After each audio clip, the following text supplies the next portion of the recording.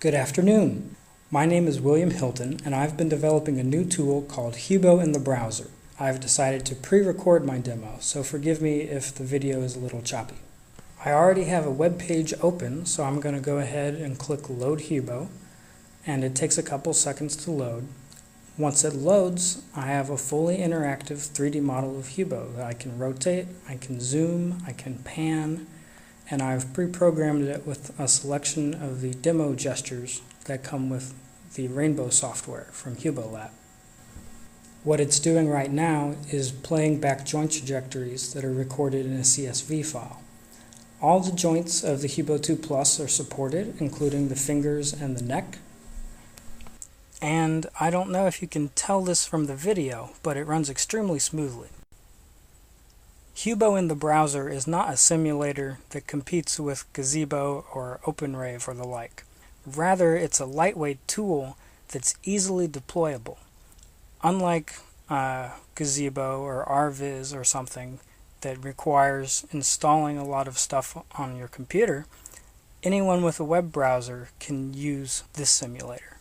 Unlike these heavier tools, Hubo-in-the-Browser requires no installation.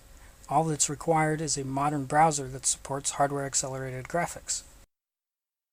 Here is an interactive example where users can control the joint angles of Hubo using sliders. This stems from some of my earlier work trying to do teleoperation over the web. Finally, although it works best in Chrome right now, it also works in Firefox, as you can see. I've actually tested it with a number of different browsers, including mobile browsers on smartphones, and it runs surprisingly well on smartphones. It is not CPU intensive. When I run it at maximum speed on my laptop, it uses about 15% CPU. It gets over 100 FPS in Chrome, over 60 frames a second in Firefox, and 40 frames a second on a Nexus 4 smartphone. The point of these numbers is to show that there are cycles to spare, which could be used for trajectory planning algorithms or collision detection or simple physics.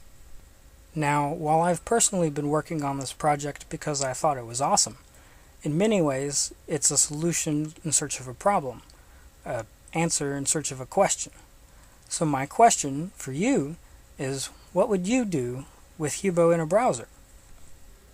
I created this software with the vision of making Hubo accessible to anyone in the world without having to install complicated software. I realized, therefore, that it may not be applicable to anything you're doing with DRC, because the DRC is a technical challenge that requires advanced simulators. But it's something cool that you could put on your website to help promote your lab. It could be useful for outreach with school children. It could have all sorts of uses that I haven't even thought of yet. I myself am hoping to create a tool that will allow anyone to choreograph a new dance for Hubo online, and then we can take the dance and play it back on the actual robot. I'm hoping to add self-collision detection, and I'm hoping to integrate Microsoft Kinect control using a JavaScript library. This is something that can be hosted on a website with only a couple lines of code, so there's potential for doing research that involves thousands of users interacting with the virtual Hubo somehow. Anyway, I hope I've sparked your interest, and I would love to hear feedback from the Hubo community. What do you think of the project? What you might imagine doing with the project? Potential feature requests? I'm all ears. So I'll let you ask questions.